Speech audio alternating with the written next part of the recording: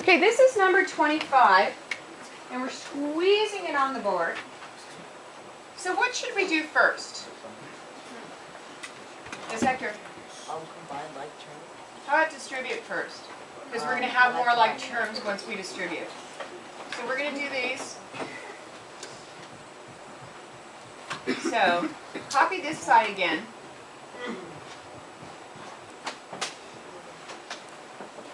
Now 11 times negative 5v, negative 55v.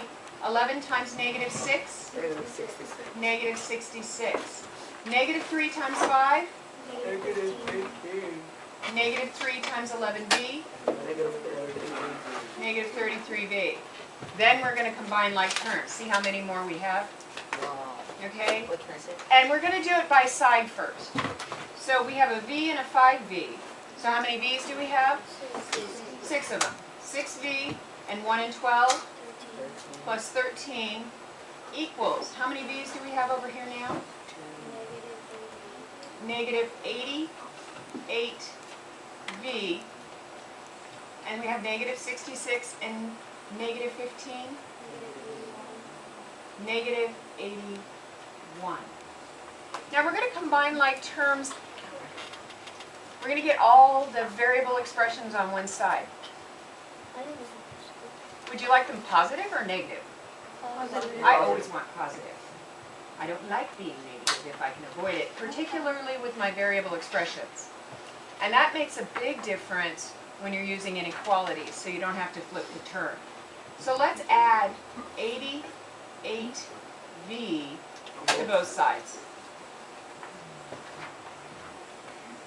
This one goes away, so we end up with 94v plus 13 equals negative 81. Can we isolate this variable expression? Yeah. 94v. What are we going to add? Subtract 13. Subtract 13 or add negative 13. Okay. So 94v equals negative 94. So v equals negative 1. But are we done? Yeah. What should you do at this point? You should. Oh, yeah. Check it. Check Put it back into the original equation. So any place there's a v in the original equation, But negative 1. put a negative 1. So I'm going to have to write small. Negative 1 plus 1 plus 5. And notice I'm putting every v in parentheses. So over here, I'm going to have to use brackets.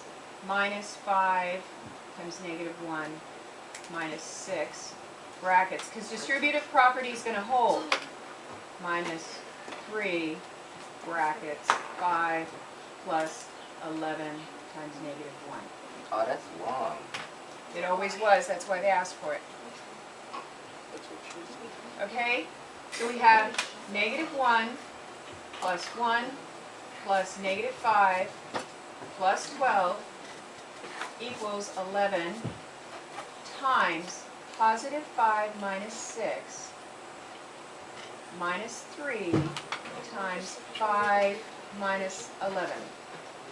So far so good? It's getting smaller. We can go ahead and do this. Negative 1 plus 1. Bye-bye, right? Negative 5 plus 12. 7 equals, now we just have to worry about this side. 11 times negative 1 minus 3 times negative 6. 7 equals negative 11. Negative 3 times negative 6 plus 18. The 7 equal 7. And it checks. Yeah. So the equation problems you never have to get wrong. You'll always know if you did it right by checking.